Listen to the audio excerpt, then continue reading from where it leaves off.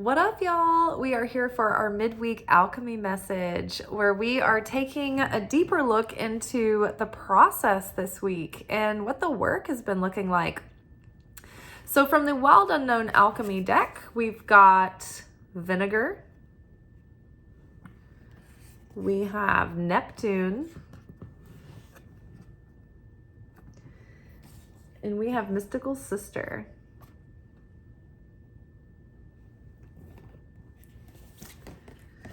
Underneath Vinegar, we have the female or the feminine king of pentacles.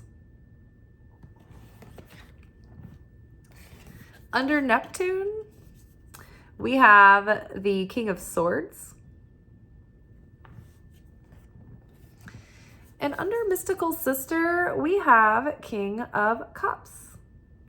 Now, what I think is interesting about this reading is that all the kings are here except the King of Wands.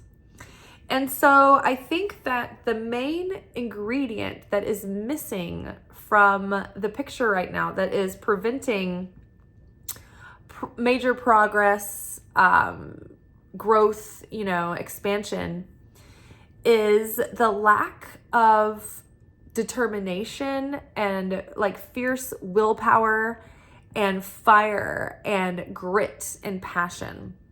The King of Wands is about spirit, not only our relationship to spirit and source, but our own spirit within, our strength, our vigor, our passion, our determination, our courage, our sense of industry and confidence and self-assuredness and certainty. You can almost consider the King of Wands is the developed and fully realized sense of self, right? The Wands suit have to do with your self-worth, self-esteem, and your self-identity. And so there's something about that element that is the last piece of the puzzle that will sort of kick us into, it'll move the gear, it'll move the notch, right? So Vinegar with the feminine king of pentacles. So the feminine kings in this deck, like in the Mystical Moments Tarot, there's the queen, the king, and then there's an additional king, which is a feminine king. What I have come to interpret this as in this deck is that the queens are the mastery of the feminine traits of the suit. The kings are the self-mastery of the feminine essences plus the masculine essences. Or I should say the kings in this suit is like the self-mastery of the masculine essences of the suit. And then the female king is like the divine union of the masculine and feminine qualities within that suit. So we'll just keep that in mind. Vinegar, by itself, this card talks about an active agent in the lab that starts the process of distillation, preservation, or fermentation. So this is sort of like pointing at the trials and initiations we're going through here lately. And it's bringing up the key piece that needs to be corrected and healed so that we can start this new cycle and really fully be in it with both feet on the ground and really start to leave the past behind and really fully shift into this new consciousness. This up level that we're experiencing that we've been sort of growing towards for a long time is going to all start coming together, right? As the pieces start falling into place. But what is putting a wet blanket on that fire, on that King of Wands, is this sadness, disappointment, bitterness, there's some sour feeling. There's some bitter, sour feeling that has been like this hidden emotion that maybe we tried to practice restriction by not falling into a rage or, a depression or something. But in our attempt to practice restriction, I think what we did was there was some element somewhere of something that we kind of glazed over too fast, and we bypassed it, and we didn't fully feel the event, let's say, or the experience or the circumstances. We didn't fully feel it, and so we didn't really witness and acknowledge our feelings fully. And then they got buried, and they got pushed under the rug. And so now they're festering, and they're causing unconscious behavioral patterns, and they're aggravating and triggering some of our, limiting beliefs and ego defense mechanisms. And it's kind of on a loop. It's got us in a loop. So basically, sort of the trials and initiations we've been going through recently have been exposing that dark cloud that's just sort of hanging around you and affecting everything that you're doing. It's sort of shrouding you in this like gloom and darkness, or just a little bit of like shade. And so the vinegar aspect that's coming up right now is that, it's something just like getting under your skin, pressing your buttons, or really just like triggering emotions that you hadn't been feeling for a while, or you hadn't thought about in a while, or, just things you feel like almost they're coming out of nowhere, or they're delayed even. Like, have you ever had something happen and it wasn't until months later that you started really feeling a response to what happened? And so what we want to do now is not turn away from the vinegar. And we don't want to get too much into the story, into the feelings, because we don't want to get caught up and sucked into the drama, right? It's so easy when you open yourself up to feel something and you connect with those memories, to also go into the stories and the narratives that you tell around it. And if you're like wondering, like, what is that? What was the noise, the narratives and the stories I'm telling around it? Well, think about when you're alone and you're like ranting about something under your breath to yourself, right? Because you're triggered, right? Pay attention to that literal voice. Like, what are you going off about? So vinegar, think about it when you're cooking with vinegar, or when you're like eating some turnip greens and you smother them in vinegar. I like to drown everything in vinegar, so vinegar doesn't bother me. But a little bit can be enhancing. It can be helpful. But a lot can be overpowering and overtakes the whole flavor, the whole thing. And so there's an aspect of this hidden grief or hidden, resentment or anger or disappointment or whatever that's causing a bitter, sour note to just permeate your life at the moment in certain ways. And so what we're asked to do right now is to get really grounded and really like turn and face this issue, this feeling, this thing, and really feel it fully and express those feelings to yourself. If you haven't felt like you had a safe place to tell other people, maybe you were concerned about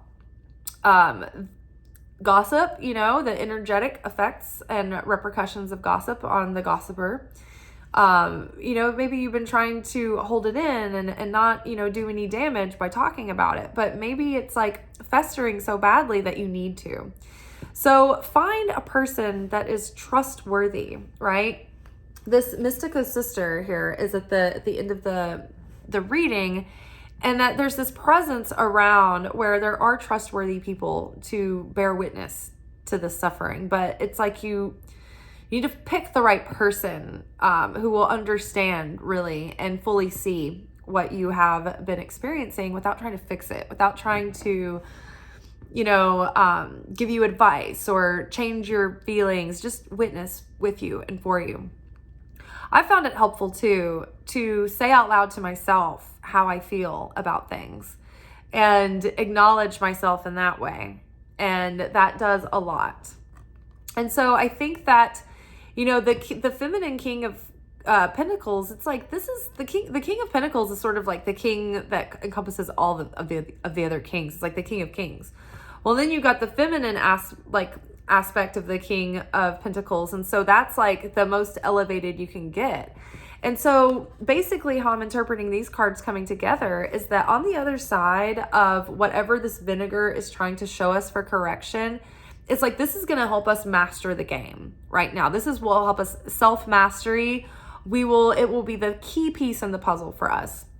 Purging this sourness and this bitterness, and being able to more clearly observe what that lesson is about and what you're supposed to be, how you're supposed to be interpreting it. What is this trying to tell you, right? We shouldn't ignore our feelings. We need to listen to them and pay attention and observe them and learn, what are they telling us? But we don't want to make our decisions controlled by our feelings or in like a reaction or response to our feelings, because then we're not like in our sovereignty. We're not really making free will choices. We're being reactive. So really getting grounded, really getting, emotional clutter out, and that will help ground our emotions. And that purge, it's like, when you have like a good vent sesh and you're just like, oh, I feel so better. In Kabbalah, it's actually mystically understood that the feminine needs to purge the vessel at the end of every day. We need to get all the negativity off our chest. It's important for the feminine energy to be able to do this. But once we do, oh my gosh, don't you feel so much better? You feel so much lighter. You feel like so much more solid on solid ground, right?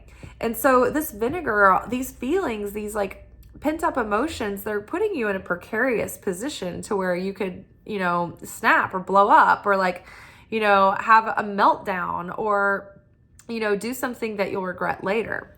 So yes, pay attention to these feelings and like tend to them. Tend to that vinegar before it overtakes everything. And again, it's like looking back in the past to unravel like a lot of like distant childhood things have come up recently for us, for all of us, but for me specifically, and like shadow things that have helped me put the pieces together, because sometimes it's easy to see our broad strokes, right? The big patterns, the big general scheme and consequences of things. But sometimes it's harder to break it down into the details of how you get there on a day-to-day basis. What happens during the day that ends up creating this pattern or this tendency? So I think that as we're kind of searching and letting these emotions come up, if we surrender to them a little bit, the subconscious will start to present and help you make these connections, right? And so I've been suggesting like the Crappy Childhood Fairies channel. She really breaks down post-traumatic childhood stress syndrome and the trauma responses that follow throughout life until you basically re-regulate your nervous system. And so basically childhood post-traumatic stress syndrome essentially puts a virus in your operating system on your hard drive. And until you get in there and clean your hard drive and update your operating systems and all of that, it's like you're running on a faulty system that's got a virus, and it's slowing you down and it's preventing you from being fully functional. So, letting the subconscious bring these feelings up, it's going to start showing us, okay, I remember that instance, and I remember that this is probably when I stopped trusting people or, feeling like my needs didn't matter or whatnot. So we are looking back to the past, and we're sort of like looking to those clues to help us put the pieces together, but we don't want to dwell there too long, and we don't want to get too caught up in it. We just want to basically like put the pieces together, figure out the mystery, but not linger there too long and cause ourselves to go into the depression, into the quagmire of self-pity and despair, right? It's very easy when you're observing dark feelings and dark thoughts to get sucked into them again. and not be the outside observer who's detached, but really be in it and affected by the feelings. The show Chilling Tales of Sabrina, in I think it's the last season when the Eldritch Terrors start showing up. And darkness is going to take over their town. And the darkness, it's literal physical darkness that starts to fall and the lights start going out. And Sabrina, there's 2 versions of Sabrina by this point in the series. There's like a replica of her that she made in like a time loop, and it's a long story. But the 2 Sabrinas have to go down into the mines where the source of this darkness is coming from. And they have to find like this mystical light and make this light shine. But it comes from her own inner light. And so when they're down there in the darkness, each Sabrina, like one Sabrina is like starting to self-doubt and second guess, and the darkness is starting to take over. And the other Sabrina's like, no, you have to keep your light. Like, you can't get dragged into the darkness. Like, don't believe the story. Like, don't believe the loop in your head. Like, you're getting these like sad thoughts and these scared thoughts and these angry thoughts. And you're starting to give up, and you're starting to resign yourself into despair. And if they fell into the despair, then they would die in the mines, and the earth would be taken over by darkness. So it's like Sabrina is literally in that moment fighting her darkness. She's fighting that negative voice inside that says, who are you to do this? You're completely helpless. The odds are stacked against you. You might as well give up. And so we need to be able to observe that voice, to overcome it, to overpower it. But we can't get in it so long that it starts to affect the way we're thinking again. It's like we need to stay detached enough and go in short spurts before the feelings consume us, and before the consciousness and the mental tape consumes us again. So really getting self-mastered. And when we get to the other side of this, it's like once we see all this, we can't unsee it. And so then we're liberated from these patterns and these unconscious holds and things that have been holding us back and keeping us stuck. And so, yeah, very exciting to master that. And so here we have the Neptune card, just like throwing homage to Pisces season, which is, again, having us do this deep dive into our feelings, into the emotions, into the subconscious. And the deeper that we go and the more that we can get to the bottom of this, it's like the more clarity we're having. You know, the King of Swords is emotionally sober. He has mastered his mental thought realm, and he does not let the mental negative tape take over, right? He has mastery over that, over his thoughts, over his consciousness, over his mind. He has a sense of authority, and he has authority with his communication and with his leadership, right? And so basically, like, Neptune has us in this dreamy, like, imagination, you know, and fantasy, and it can take us into the illusions, but we don't want to get lost there. We want to use the imagination to explore the memories so that we can get clarity around them without getting lost in a fantasy. We need to stay grounded and not get lost in that self-delusion and the lies that we believe, that our ego starts to tell us, and then we start to tell ourselves, right? You know, some of the lies that we can get caught up in, or the illusions, are like just getting drunk on potential, right? Sometimes we focus so much on our potential or someone else's potential or the potential of something that could be, that we lose our connection to the power of the moment, where we are grounded, taking action and unleashing our potential rather than keeping it inside and just in our imagination, right? Because when something is in a state of potential, there's so much possibility. And as soon as we start to actualize that, there's limits. It's finite again. You know, there's not endless, mysterious, you know, possibilities. This is what it is, right? So sometimes we stay in that potential state. We stay in that dreamy state of illusion and fantasy because we don't want to let go of the excitement of the potential, right? And so then we're taking energy that we haven't earned because we're basically like getting high on a fantasy that's not real. And we're basically, consuming energy that we didn't pay for. We're charging up credit card debt in the spiritual world, which creates chaos and dissatisfaction. And it prevents us from having that sense of fulfillment, purpose.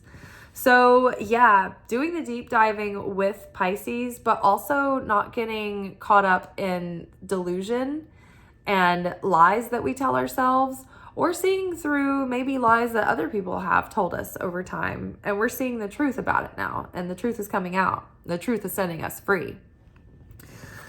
So yes, Neptune. And then finally, this mystical sister and the King of Cups.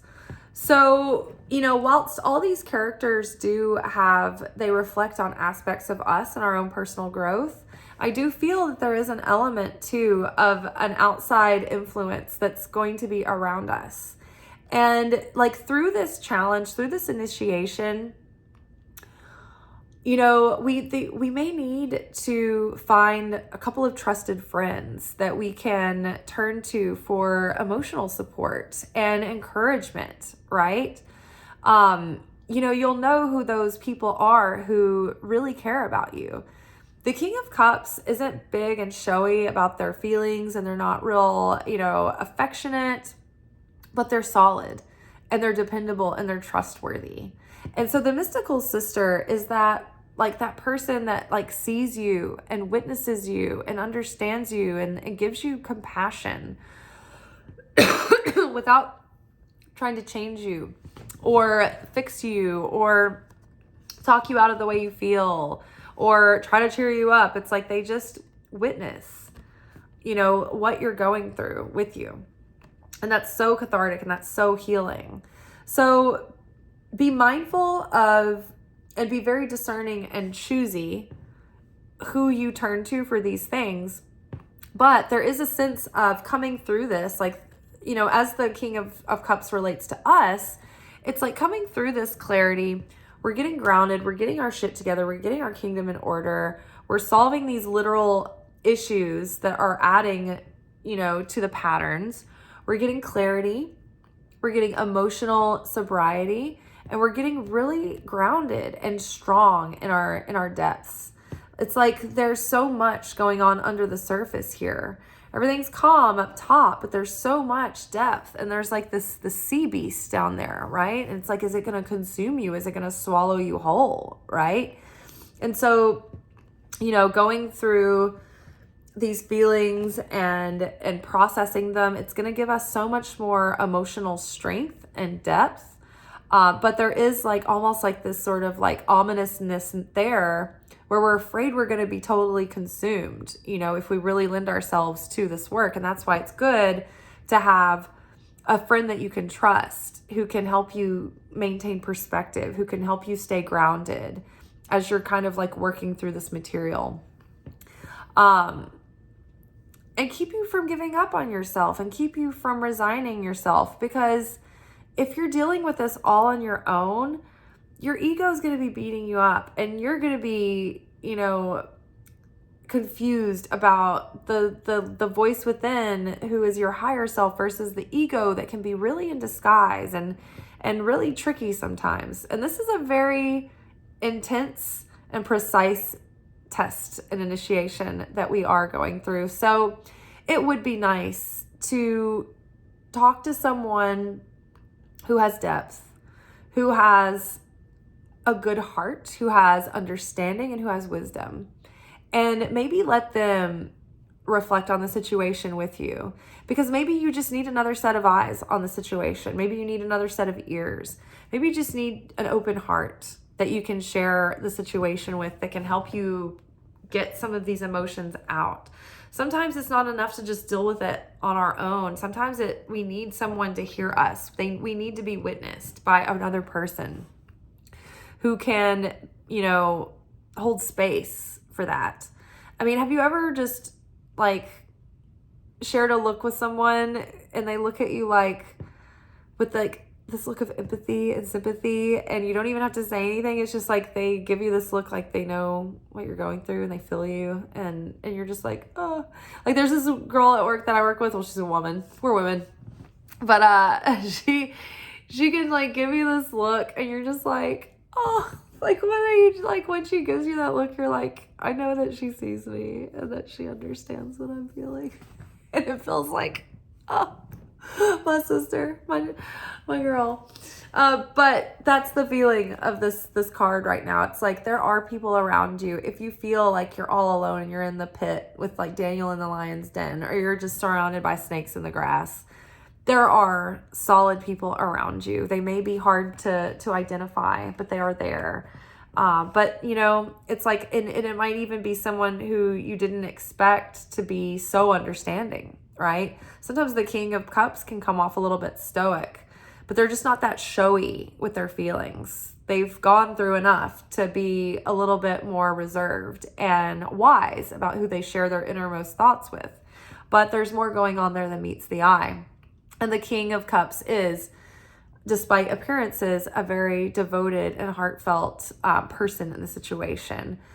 They mean well. They have a true heart, and they show true concern, not just curiosity to get the scoop, right?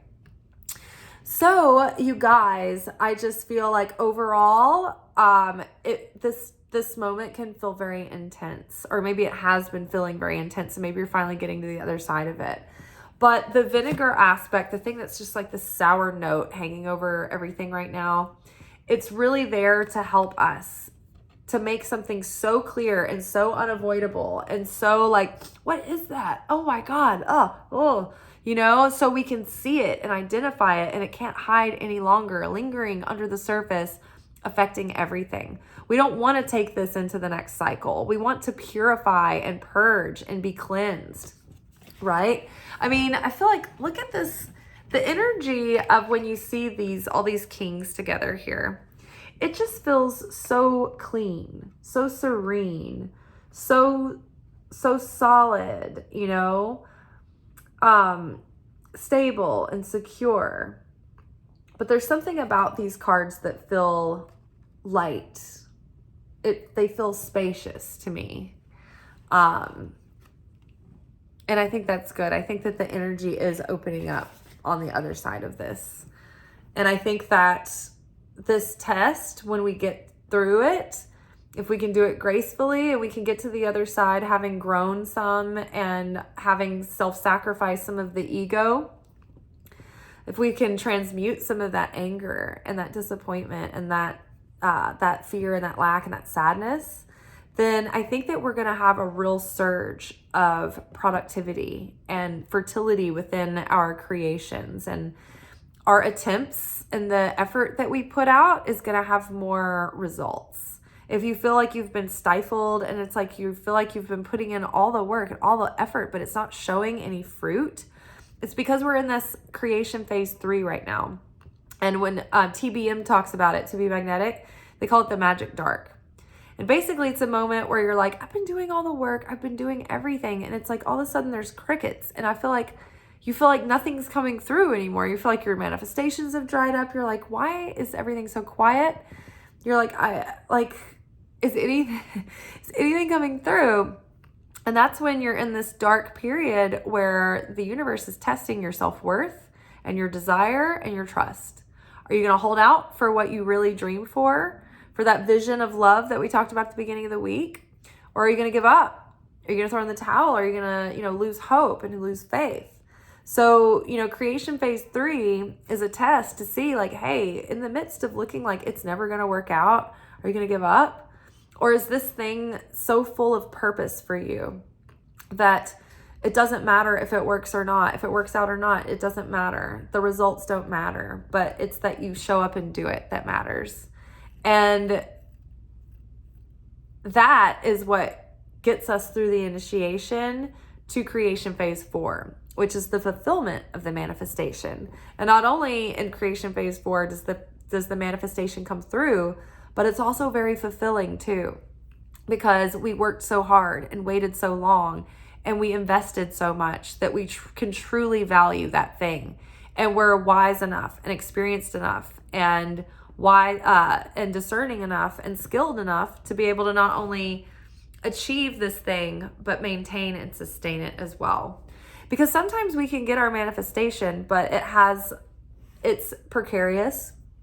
It doesn't feel fulfilling, and it's not sustainable. And then it falls through our fingers, or we find that like it didn't satisfy that itch that we thought it would. And so with creation phase 4, you've earned your way there so that you can really appreciate once you receive. My stomach's growling. I'm ready for a hot shower, and I'm going to have my din-din now. I hope you guys have a wonderful rest of your night, day, whenever you're watching this. And on our next episode, that'll be our weekly romance oracle reading. So we're going to be taking a look at our love lives and, what we need to be doing for ourselves to make positive changes. All right, y'all. I'll see you then. Ciao.